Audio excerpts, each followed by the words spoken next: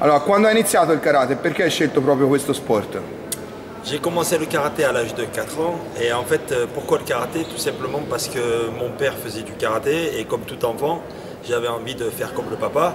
En plus dans le karaté ce qui m'intéressait c'est le côté dualité entre deux personnes, le côté le bon et le méchant et bien évidemment quand je faisais du karaté j'étais toujours le bon et je combattais toujours contre les méchants. Ok. Alex, hai vinto 6 campionati del mondo e 19 titoli europei. Come hai fatto a avere così tanti risultati? Alors c'est difficile de répondre à cette question, mais le plus dur je pense que c'est dans un premier temps c'est de gagner le premier titre. Donc quand j'ai gagné les championnats d'Europe, je me rappelle c'était à Glasgow en 91 quand j'étais en cadet. Et après il y a ce truc, c'est cette chose qui fait qu'on a envie de repousser toujours les limites. Et moi le défi, j'adore le défi, donc en fait je me dis tiens pourquoi pas un deuxième titre de champion d'Europe et après je dis tiens un troisième et en fait j'ai toujours essayé d'aller toujours plus haut et c'est ce qui me plaît dans le sport, c'est le dépassement de soi.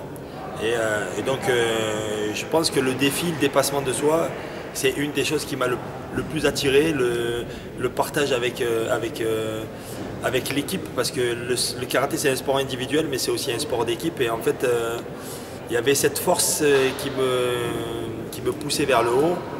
Et donc du coup, à la fois je faisais ce défi de manière individuelle et à la fois je le partageais avec les amis. Qual è la differenza tra essere stato un atleta di questo livello nella nazionale francese e adesso essere il tecnico, il coach della nazionale? La différence elle est quand même très très grande puisque un athlète ne fait que écouter et appliquer ce que l'entraîneur nous dit de faire. Et le coach, il est plus obligé de réfléchir de comment faire en sorte que l'athlète il soit meilleur chaque jour. Donc il y a un travail plus en profondeur pour le coach.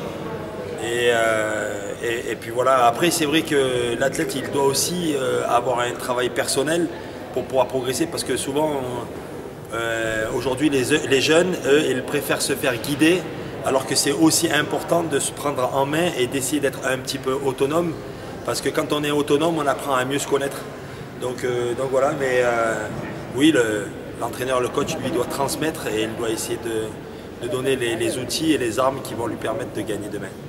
In queste lezioni hai mostrato le differenze fra gli stili di combattimento degli italiani e dei francesi. Quali ritieni sia il migliore, insomma, in assoluto? Moi j'étais quand même obligé d'essayer d'expliquer la différence qu'il y avait entre les Français et les Italiens dans l'approche du karaté. Et quoi qu'il arrive, c'est deux nations très très fortes. D'ailleurs sur les derniers championnats d'Europe, la France elle était la meilleure nation, l'Italie deuxième. L'année passée c'était l'Italie et la France deuxième. Ça veut dire quoi? Ça veut dire tout simplement qu'il y a des différences mais au bout du compte les résultats sont similaires. Après le style, je préfère le style français parce que j'ai l'habitude mais parce que c'est un style qui me convient plus. Sur les déplacements surtout.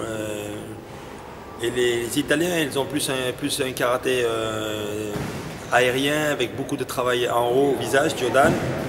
Ils travaillent beaucoup le bras avant et ils sont très très très très malins. Nous, les Français, on est un peu plus combatifs, un peu plus sur l'avant. Et les Italiens, ils travaillent plus sur les erreurs des autres. Et c'est des adversaires redoutables pour nous. Et nous devons faire très attention sur ce style de combattant. Donc voilà, c'est la force tranquille avec le côté malicieux avec les Italiens et c'est la détermination, la fougue avec les Français. Alors des fois c'est les Français qui gagnent, des fois c'est les Italiens qui gagnent. Ritieni più importante saper attaccare o sapersi difendere? Moi je dirais que plus l'attaque parce que je suis d'un tempérament qui va de l'avant. Mais aujourd'hui avec le karaté et l'évolution, je pense que je parlerai ni d'attaque ni de défense, je parlerai plutôt d'opportuniste. L'opportuniste c'est celui qui attaque à chaque fois par rapport aux erreurs de l'autre ou qui défend à chaque fois par rapport aux erreurs des autres. Et il y a, il y a possibilité d'attaquer, possibilité de défendre, mais de manière opportuniste. Dai un consiglio agli atleti di oggi per continuare con la pratica del karate agonistico. Bah, qu'est-ce que je pourrais dire bah, que souvent les jeunes, dès que la défaite elle arrive, ils baissent les bras. Et au contraire, la défaite elle fait partie de la victoire de demain, puisqu'elle construit. Parce que la défaite elle nous permet de réfléchir. Quand on gagne, on ne réfléchit pas, on est content. Et quand on perd, voilà.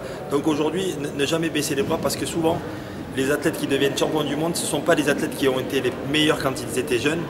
Et c'est surtout par rapport à la persévérance.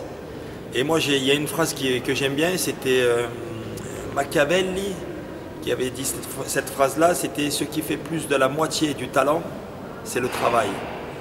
Et on peut être talentueux, mais si on ne travaille pas, on ne sera jamais champion du monde. Et par contre, quelqu'un qui n'est pas talentueux, mais qui travaille, un jour, il peut être champion du monde. Et dans la vie de tous les jours, c'est un peu comme ça. Parce que si à chaque fois qu'on est devant un échec, eh ben, on baisse les bras, et ben, on ne fera jamais rien de sa vie. Donc je pense qu'à un moment donné, il faut apprendre à perdre, mais il faut surtout se dire, tiens, je vais continuer, je ne vais pas lâcher l'affaire. Voilà. Che cosa preferisci, la cucina italiana o la cucina francese? Il n'y a pas de français là? No, no, il n'y a pas. L'italienne. Italienne. Ma femme aussi, elle n'arrête pas de me dire ça, mais bon.